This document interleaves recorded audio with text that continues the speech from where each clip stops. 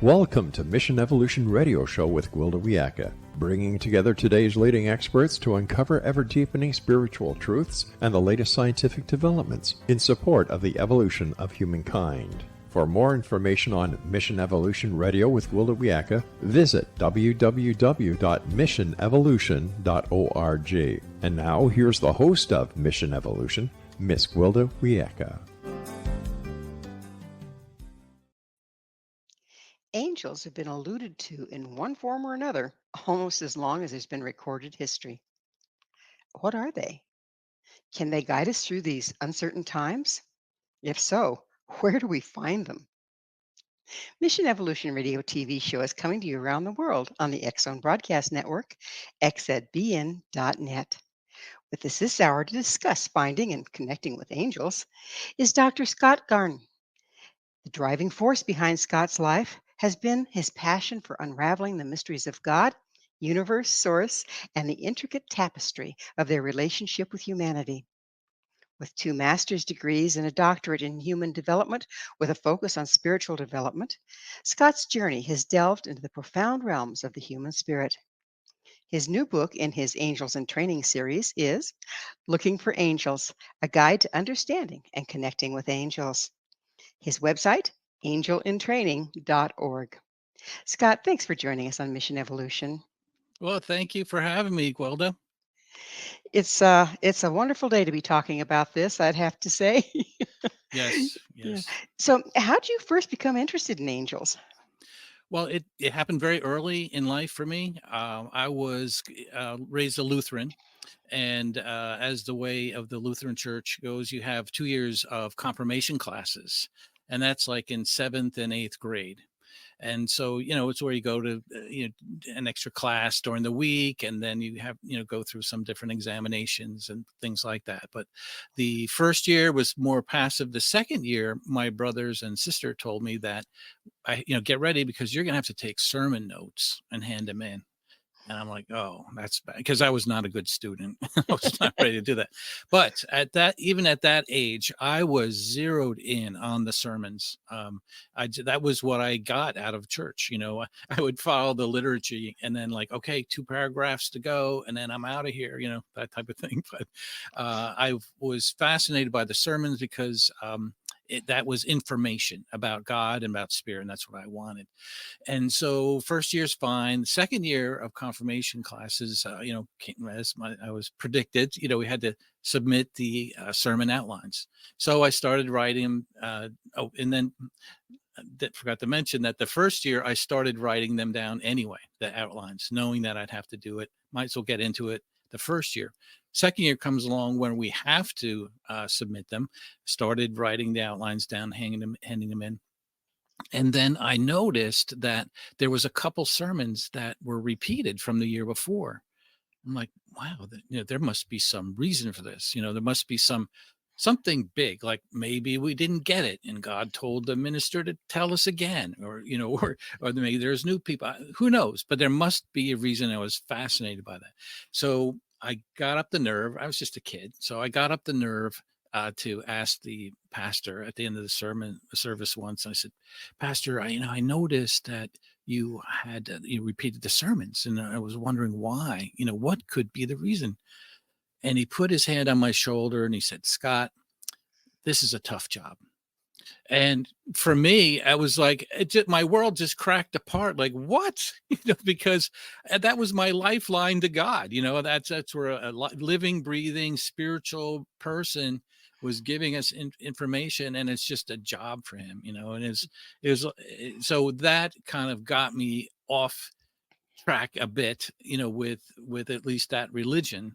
And then we went on. Our whole family left that Lutheran church, and most of us went into the conservative Christian beliefs and the non-denominational churches, and my search continued. I liked the born again initial message of having a personal relationship with Jesus. That's what initially not dragged me in, attracted Kicking and me. screaming, right? Well, I wanted that connection. That's the theme. And so then, we got in, and the other thing I liked at the time was everything was kind of laid out, like you do this, you do that, you don't do this, this will happen. And over the years, I noticed that the personal connection kind of was de-emphasized, and the truth, like you've got to do this thing, was emphasized in several different churches that I was into. And that didn't sit well with me and my friends who I told about, because I was always fascinated with religion and spirituality, wanted to know what other people thought about, and that I wanted to save them from damnation at that point. And some would push back and say, come on, Scott, really? And so with those nagging thoughts, at one point I kind of left and went into the Presbyterian church, which is basically the same, although less heavy-handed about the consequences, of not doing, the plan, and so I was all in, with that as well. And that for maybe 15 years, all in to the Presbyterian religion. I was an elder, teaching Sunday school, still pursuing God as all whatever ways I could. We'd have somebody come in and do a sermon on fasting, on how important fasting is, and I'd be fasting every month, like that type of thing. So despite that, my personal life fell apart. I was married, had 3 kids, and as I was still pursuing God, doing all the things I wanted to do and needed to do and felt led to do, my personal life fell apart to the point of divorce and financial ruin. And then I'm like, I'm a freaking elder. How could this happen? What did I miss? So I'm praying, and nothing. I didn't get any answers back. So at a very dark time in my life, excuse me, I decided, like, I'm leaving this whole idea of organized religion, and then I delved into spirituality through psychology at that point, and still followed that. So that's really been my path, looking for spirituality outside of religion, and looking into the essence of what spirit and spirituality is. And that took me through uh, my degrees, and then intense teachings and practice in meditation. And then in this book, a year and a half ago, it kind of opened the doors to modern day angels, and a modern day approach to spirituality. And that's So, kind of where I am. so have you personally had any direct contact with angels or the angelic realm? Yes. So, and it's been slow. So the way I look at it, and I've been working, I first found a co-author for the book, Nicole Bigley, has had a podcast called A Psychic Story. And I was listening to that for maybe 6 months or so. And every week she would have someone in, a medium, astrologer, other psychics, that type of thing. And I was eating that all up. And then that's when I asked her, would you mind being a co-author for the book? And she said, absolutely. So since then, I've been working with her, and then on the podcast, and I learned things about this transition. And I love the mission evolution, because we are in a phase of evolution to what I believe, a next level in human development. And so I think there's 3 ways people awaken to the spirit world that's different probably from every other time in history. And so the first way is people are born with it, with a connection. And you may have heard or learned about some of these people who, just from as far as they can remember, they've had a spirit guide, an archangel, spirit team conversing like live, with them, from very early on. So they have, I call that kind of hardwired, to the spirit world. And then you have the second way, I believe, and what I've seen is through trauma. People with, severe trauma, it kind of pushes them to expand beyond this physical realm, right? The third dimension, as a lot of people look at it, to, to push out and make connection out of maybe just self-preservation, of reaching out. And then what I say is that the rest of us can learn, can learn, by trial and error, by practicing and this and that. And so that's what I've been doing the last year and a half, is learning. And through, you start with meditation, and then you start looking into different things to do, and make connections. So my first entree to developing a spirit team, and identifying the spirit team that we all have around us, is with an animal spirit. And I heard a person do a talk on animal spirits, and all you have to do is ask. I'm like, really? That's all you have to do is ask? So one night I went to bed and I said, please provide me a spirit animal if I could have one. And the next morning, and to this day, there in my mind's eye, I have a leopard that is my spirit animal, and I call her Shira, and she's always around, almost to the point where if I'm not thinking, sometimes I kind of reach over, and put my hand on her head. And so that was kind of like, wow, there is something to this. There's something real and tangible. So we're about Mhm, to get ready to go into a commercial break. On mhm, the other side, we will continue with your experience of actually connecting with spirit animals and hopefully angels. mhm. Scott and I will return very shortly, so don't go away. This is Mission Evolution, www.missionevolution.org. Are there angels among us? With us this hour discussing the angelic realm is the author of Looking for Angels, A Guide to Understanding and Connecting with Angels, Dr. Scott Garner. Garin. Guerin, right. Guerin. Hey, Yes. we'll get that right. Thank you. Thank you. Yeah, some days, I tell you. Um, so we were getting into, you first found a totem animal, I take it. What's Mhm. the relationship between angels and helping spirits and totem animals? Well, it's an extension, certainly. The purpose of spirit animals usually are general in that sense. Strength, power of um, connection with the spirit world. And a lot of it is just that, is companionship and protection. And that's how I view Shira. Is that she, a leopard is a watcher and a looker, and sometimes when I'm speaking or things like that, I'm a little nervous. I see her mind's eye doing that, like figure eight kind of, she kind of picks up on that. But in general, spirit animal, there's many different types, and people have a connection, and they usually can explain like what that spirit animal means to them. It might be a remembrance of a past loved one, or it might be a companion or a protector, or just a sign from God that they are connected. So there's a whole science behind angels. Different angels and what they do. Yes. Um, does that relate in real life when you're working with angels? Do you see these archetypes, if you will, archetypes of say Archangel Michael with his sword? Yes. Well, and so the other way, and kind of, I'm just sharing the path that I followed to help people who are kind of getting into this as well, is that, and people ask me, like, how do I get involved? I tell them about the spirit animal, but I also say, like, look, the biggest thing you can do is just start being aware, and aware of the things around you, the coincidences, the synchronicities, the butterflies that are just hanging around your car, or all of a sudden a song will play on the radio that you used to listen to with a loved one, or things like that. And once you are aware, you can start building on that.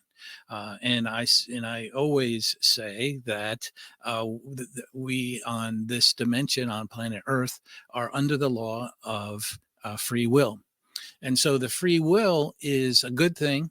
Like, hey, we know we can do what we want. We could explore. We can not do things, whatever it may be. The bad thing with free will is that we sometimes forget that there's a tremendous amount of help standing behind us or around us, and it's just the way it is. You have to ask them. They have to be invited into your life to help in a specific way or a general way, whatever it may be. So So that's the the yeah. when you're talking about the things that show up in nature, the butterfly, this sort of thing, you're talking about using synchronicity as omenology. I'm not familiar with that term. Omenology means a meaning behind. So you have Oh, synchronicity, a butterfly shows up. What does yes. that mean? That would be the omen. Yes. Well, then that's the thing. Is not everything is a sign or a symbol. It's Might just be a and bird sitting on a branch, right? right, exactly, exactly. And so that's where our own intuitive nature we have to rely on that and trust in that to say, like, was that just a butterfly, or was that, something someone wanted to just touch base and say hi, a loved one, or God just, or the spirit world just sending a message like we're here, Does it or help? yeah. Does it help, Scott, to go back in your what was I thinking just before that showed up? Does that help to see if there's meaning or not? Yes, it does, and that's the other part of making a connection with the spirit world is putting that intention out there, even if it's general. Please help me to Well, connect with with a past loved one, or please, show me how I can better myself and be a better servant through a guides and angels in my life, or please send me a teacher, whatever it may be. You put the intention out, because if you don't put the intention out, then nothing is going to show up, you know once you once specifically. you once you've put that intention out, Scott, do you need to watch your dreams as well as thoughts that Oh, come up and yeah. omens in nature? Yes, dreams are a very powerful tool that spirit connects to us. And we did a study for the book, early on, where we asked 800 people. First question: do you believe in angels? Yes or no? If no, then you're out of the study. Yes. If we and then that, and there was 75%, 600 people said yes, I believe in angels, and that was in mainly 4 countries around the world. Ended up being. Then the next question was, have you had an angel encounter? And then if they said yes, then we gave them a list of about 12 things, common things like seeing butterflies or repeated numbers. The number one choice was uh, dreams that were unlike any other dream. That was the most common angel encounter, that people saw that. The next Amazing. thing was the urge to stop, or a voice to like stop, change direction, do something different. And I don't know if you've experienced that. We have, many people have, and that was the second most popular answer. It's amazing how so many people had so much in common as far as their experience with the angels. Now, if you're working with angels intentionally, do you have a personal guardian angel, and would that be separate from one that has a clear role, like Archangel Michael or Raphael? Yeah, great question. And from my perspective and others, the guardian angel has a special role in our lives, and the reason why it's special is that they are the ones that have been with us prior to our incarnation in this life. And in the you have to assume that this story is, that there's in between lives, and we have incarnations, and then we transition out and to others. But as we prepare for this life, we sit down with our spiritual elders and guardian angels, and you say, okay, this is what I'm planning to do in this life. This is what I'd like to learn. And the guardian angels are there, and you give them permission to intervene without asking. So what's different is the free will. So this is the proverbial, you're going down the street and an accident happens and you're, miraculously saved. That could be a guardian angel coming into play without your permission.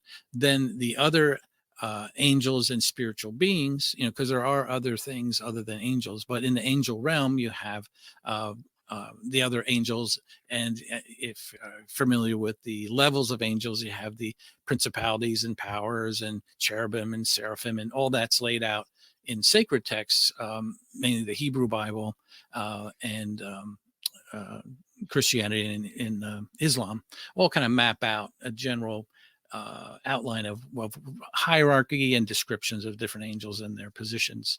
Well, Um, are these angels, have they ever been incarnate? Have they ever been people, or oh, have they always been spiritual beings? Great question. So when you look at now, we look at where do we get our information about spirituality, right? And if you look at the great religions, they all go back to like somebody was inspired or heard something and they wrote it down into the books. So at least as a starting base, the sacred texts say, and they all agree, Judeo-Christian, Islam all agree that once the physical universe was created, humans were created as extension of divine.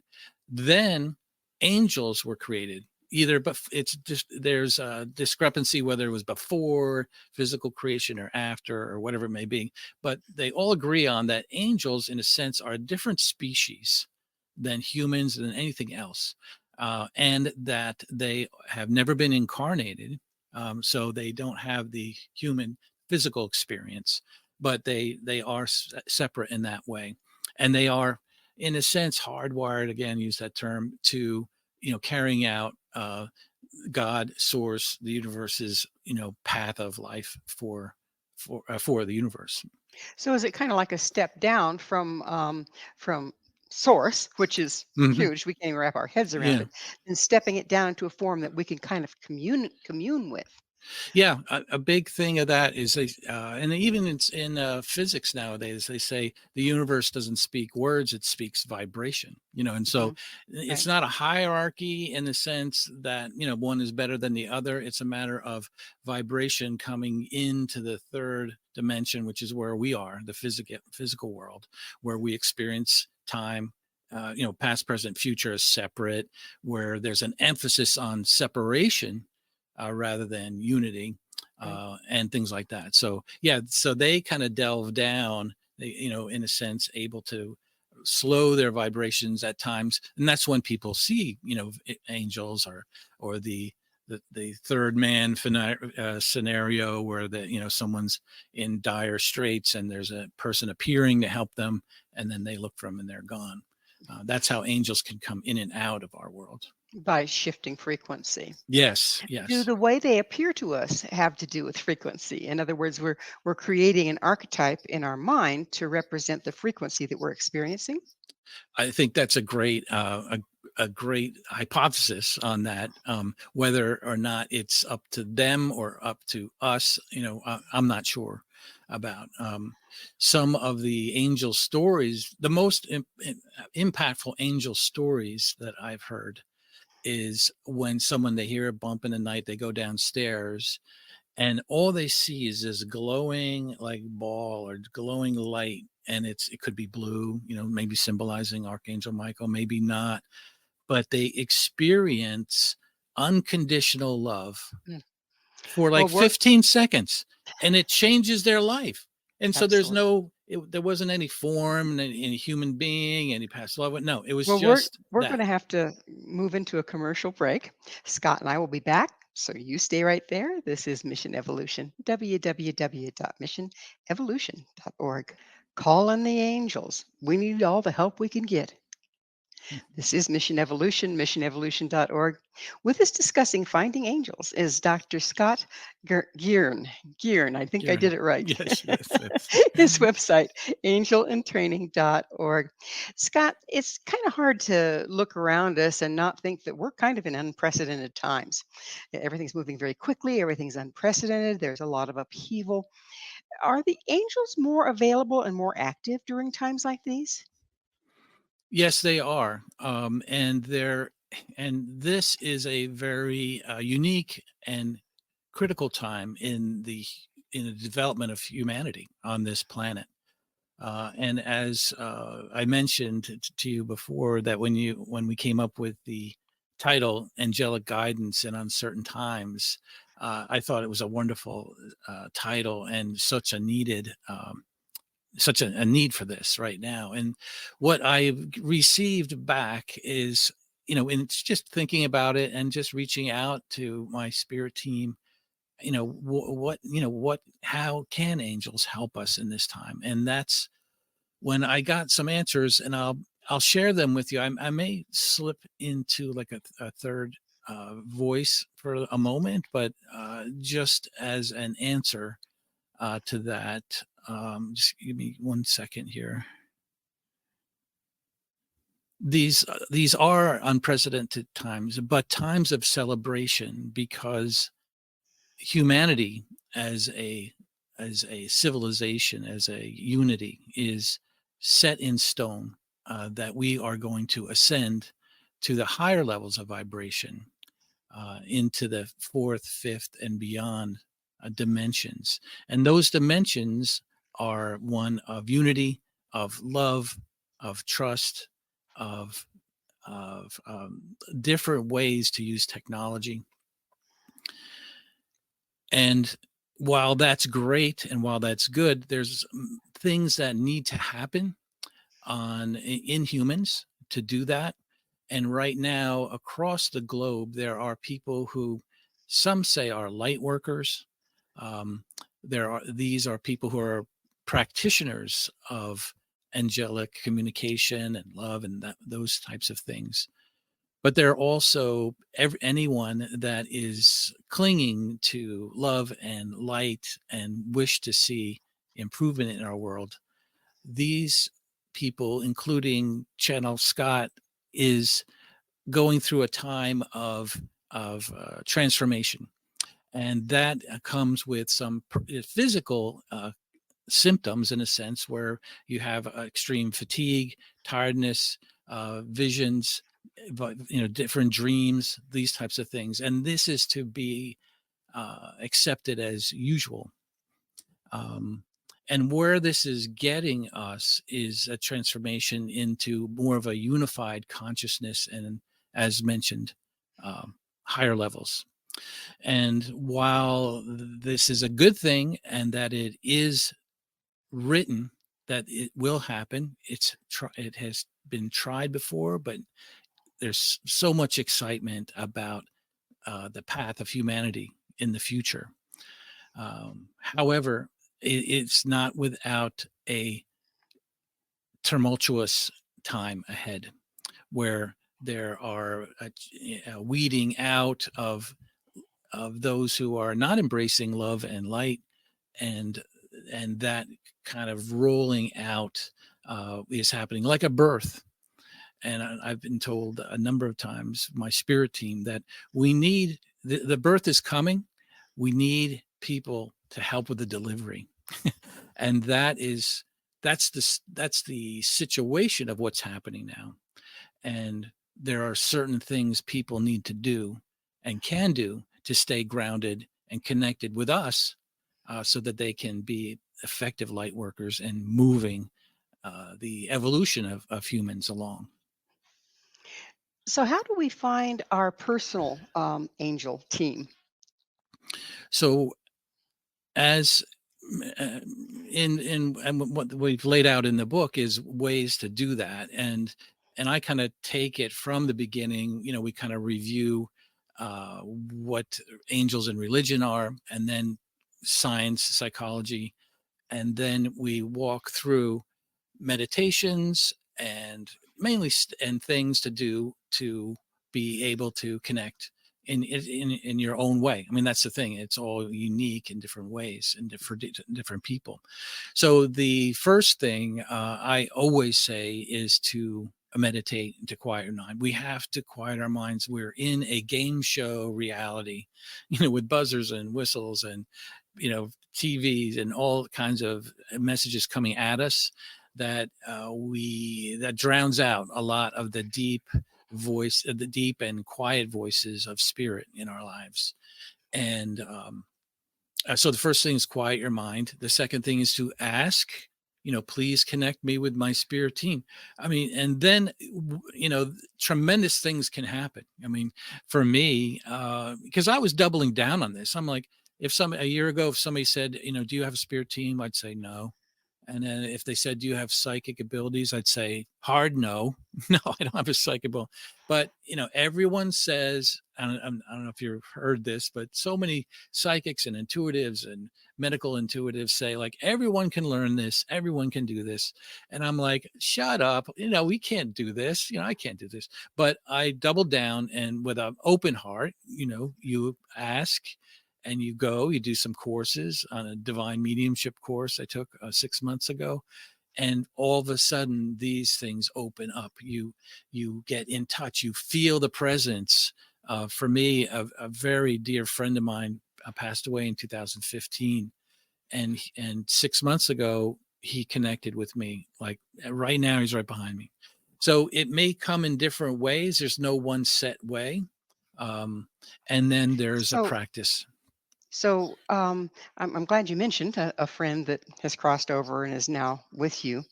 Um, how can you tell if a person has actually crossed over or if they're a haunting spirit? That's a great question. I mean, I think it's all of, when you get into, again, trusting your intuition, trusting that your team and that God source spirit is with you to protect you. And So then it's the these feeling. It's the feeling. Sorry. That's okay. Yeah. Gut level feeling. So when these ones come, say for instance, my great grandmother comes, just as a pretend, my great grandmother comes and starts guiding me, giving me information. That doesn't make her a guardian angel because angels have never been incarnate, right? So would she Correct. be a helping spirit? Yeah, it would be part of you can, and and people have been saying like spirit team. It seems kind of like like a college football team or something. It's like, but it's just a collection of spirits that are kind of focused on you. And it certainly always is a guardian angel. It could be archangel, etc. And it can be a past loved one. And it can be ascended masters, this and that. But yeah, if you see them on a regular basis, then certainly they're a spirit, part of your spirit team to help you along the way. So you mentioned uh now I can't remember what you said. I'm going to take it a different direction. You have spoken of extraterrestrials. How does that fit in here? Yeah. And lately I've just been calling it, like, let's call it, folks. There are other beings that have been around our planet in the past, um, present, and will be in the future.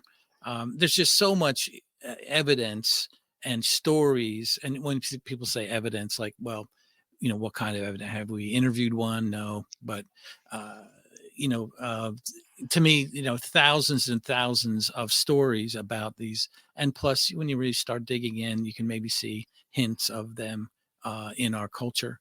I personally look at them as uh, in the creation of the universe, the physical universe, they're part of that. So they are our brothers and sisters. That it's just like if we found a village in Africa of a civilization that we never knew about. It's the same thing, except these beings are on in other planets and other galaxies. So It's just a because they're from off world doesn't make them omnipotent, does it? No, so from my perspective, they are like us, except for us, we are relatively young, a young civilization. Humanity is very young, a few 100,000 years old, where some of the star nations, as some people call them, Pleiades, Arcturians, whatever, they're a billion years old. So they have a different perspective on Well, things. how do we know how old they are? Well, this is all, it's just like, how do we know anything? I mean, at some point you have to say, where's the source? Where's your source? And so anything spiritual, whether it's in a Bible or a sacred text, somebody wrote it down, and you choose to believe it or not. And in modern day terms, when you have people are able to connect with Archangel Michael and a spirit team or an extraterrestrial, you have to say, is this true or not? Does it ring true? And again, it goes back to that, intuitiveness. What is their purpose? Is this love? Is this light? Is this intention? pure. That's how we can tell. Well, we're just about out of time in this segment, but does it also have to do with building a really solid relationship with your team so that you can run somebody else by them? Run somebody else by them, In meaning. other words, is this information accurate that I'm getting? It's from a Mhm. news source, but if I run it by my team that I'm relying on, Oh, your then spirit team. yes. Oh yeah, absolutely. That, you ask, you have, sometimes I would get a distinct feeling that I was part, it was like a dream type of state. I got a feeling that I was like in a working meeting, with Well, my spirit team at a, yeah. we're going to have to go into that working meeting on the other side of the station break. Please stay with us as Scott and I continue to explore helpers from unseen realms. This is Mission Evolution, missionevolution.org. Can we find our very own angels? This is Mission Evolution, missionevolution.org. We're continuing our discussion with Dr. Scott Guerin, his website, angelsintraining.org. Scott, are there lots of different ways one communes with angels? Automatic writing, hearing them in dreams, actually hearing them in our mind's ear. What are all the different forms that we can communicate or recognize communication from angels? Yeah, and that's important point, that there is a lot of different ways, and you mentioned a few that are good. The automatic writing is the first way I kind of knew I had a connection with a spirit team that was providing me with information, outside of my own head, and then like I've said before, earlier, to quiet our minds, put out the intention, and then listen, and take yourself out of the equation. If you have an idea to do something that is unlike something that you've done before, or that if you feel you have to get someone else's approval of, like, hey, I'm going to do this, is that okay? Or like, I'm scrying is a big thing.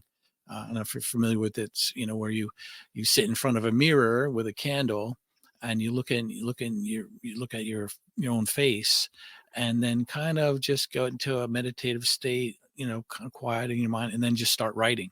So it's automatic writing, but there is a little bit more of a guidance there.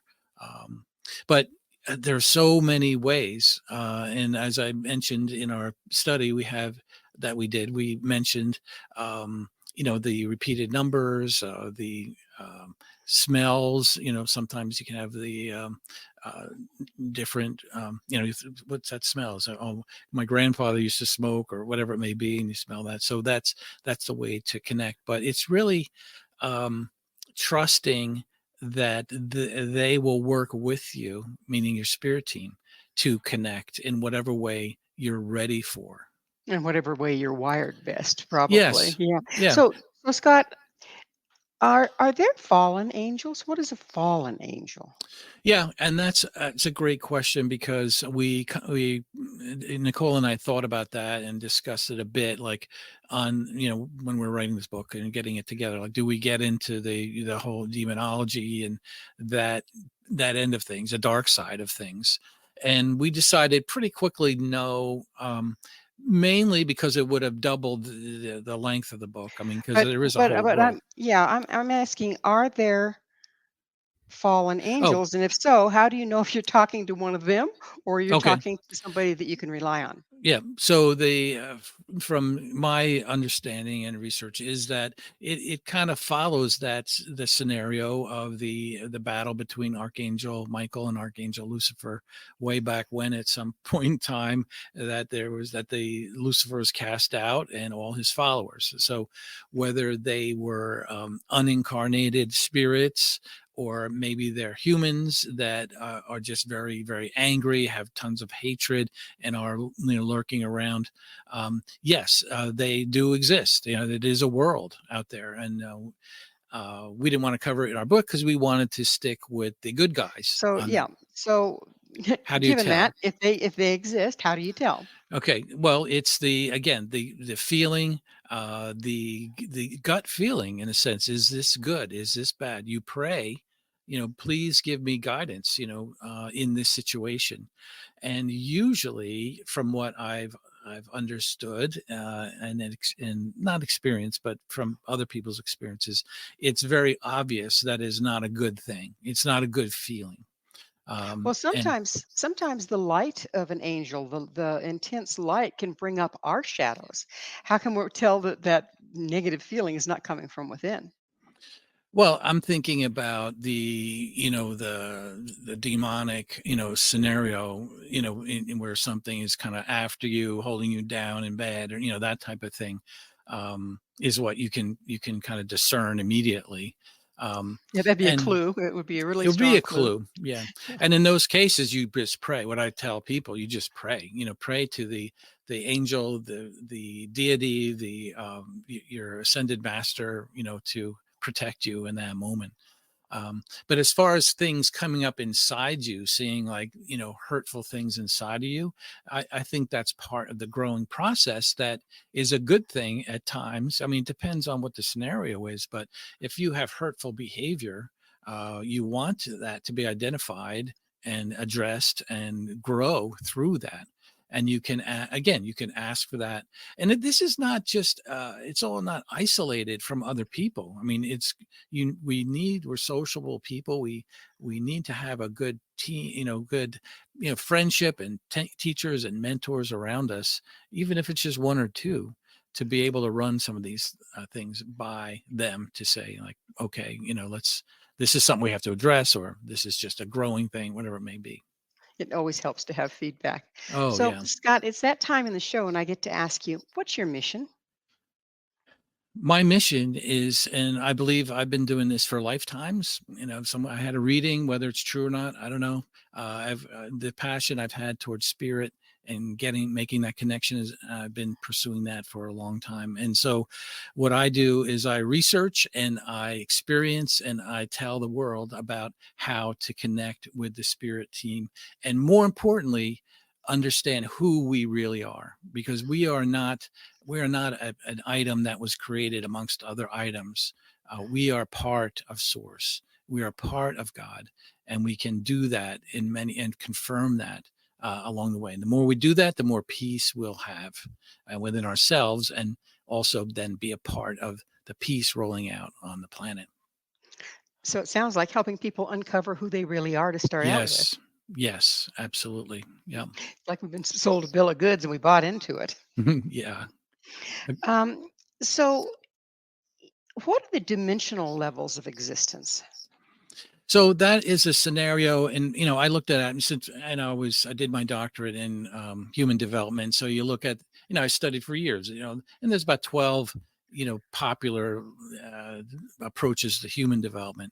But the spiritual level, is certainly outside of academia, because there's no way to kind of analyze it or question people and come up with theories. But it is the idea, when you look at things outside of academia and religious text, you have dimensions. A third dimension is the vibration of our physical world, and then you get out of that into the fourth, and then there's lots of different models. Is there 9 dimensions, is there 50, is there hundreds? But the idea is that once we get out of this physical world, we transition through the fourth dimension, where we kind of get our spirit legs, I say. And then in the fifth dimension is where we really start connecting with one consciousness, where love is emphasized, where connection is emphasized. And uh, that's where it's at, as far as the positive things. So it looks like there's two things going on here simultaneously.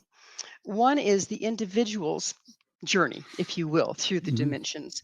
The other one, isn't it our society or the planet's journey through the dimensions? Absolutely, and that's what I believe the messages are now coming through now, that our society, planet wide, is going through a shift in dimension from third to fourth and fifth, and then that's what's going to cause a lot of upheaval, because people resist that. We resist change. They like separation. They want to have somebody to fight, and they want to have an enemy, and that type of thing. So that's happening. And from what my angel team says, that it is written in stone. It is going to happen, but we got to get through this turmoil phase first. But you're absolutely right. The individual level, it's happening at the same time. And it can happen at in different perspectives or in different ways, obviously from the global aspect. Well, we're running close to being out of time in the whole show, but you spoke of free will. And if we are indeed engaging in this evolutionary process planet wide, can the individual decide to leave their head in the sand and their fanny in the air and not participate?